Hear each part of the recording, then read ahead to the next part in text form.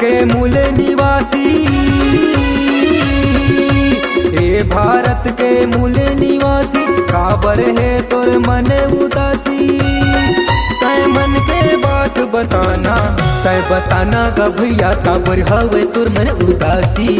तय बताना गा भैया काबर हवे तोर मन उदासी। तय बताना, तय बताना गा भैया काबर हवे तोर मन उदासी। तय बताना गा भैया काबर हवे तोर मन उदासी। तय बताना। ये भारत के मूल निवासी, ये भारत के मूल निवासी, काबर है तोर मन उदासी। तय मन के बात बताना, तय बताना वो दीदी काबर हावे तोर मन उदासी। तय बताना वो दीदी काबर हावे तोर मन उदासी। तय बताना, तय बताना वो दीदी काबर हावे तोर मन उदासी।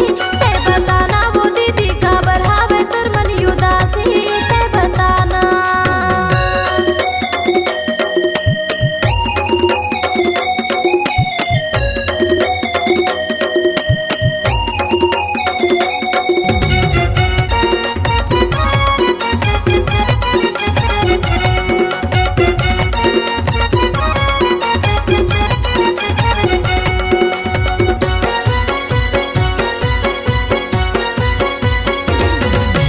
जल जंगल या जमीन माँ तोर अधिकार है, पर के घला तय जोर करे औ तोर घर अंधियार है। पर के घला तय जोर करे औ तोर घर अंधियार है।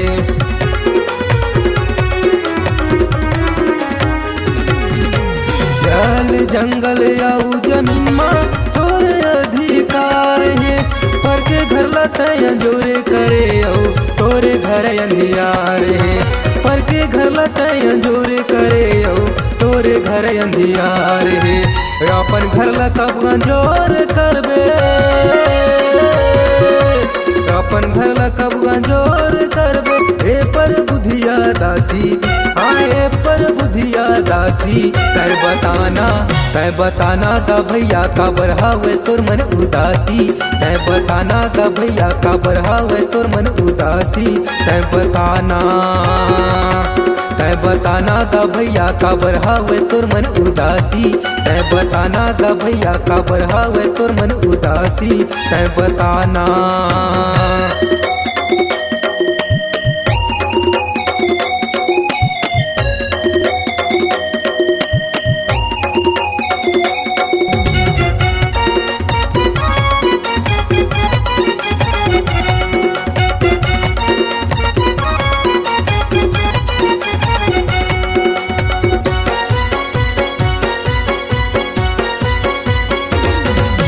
भारी भरकम समाज रह के गली गली ठोकर खावतन, पुरखा के राज गद्दी माँ दूसर ला बैठावतन। पुरखा के राज गद्दी माँ दूसर ला बैठावतन।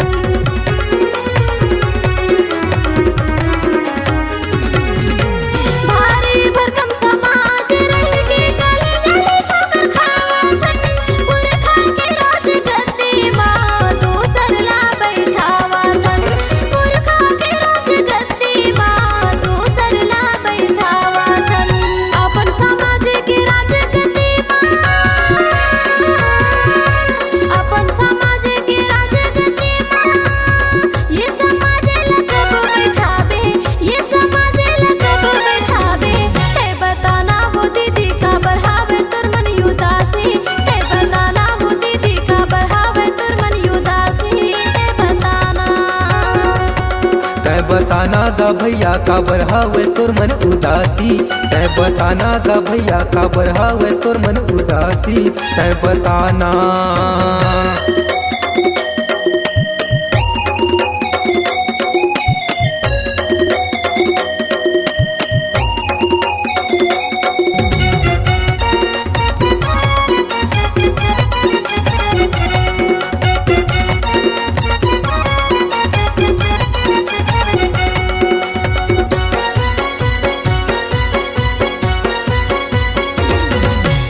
हमार समाज के दुख पियाला पता नहीं कौन हरही।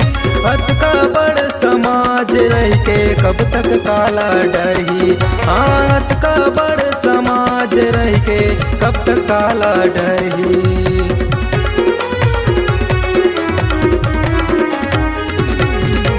हमार समाज के दुख पिराला पता नहीं कौन हरही। अत का बड़ समाज रह के कब तक काला डरही। हाँ अत का बड़ समाज रह के कब तक काला डरही। कब तक काखर सहारा लेबे, कब तक काखर सहारा लेबे। तै समाज ले सन्यासी, तै समाज ले सन्यासी।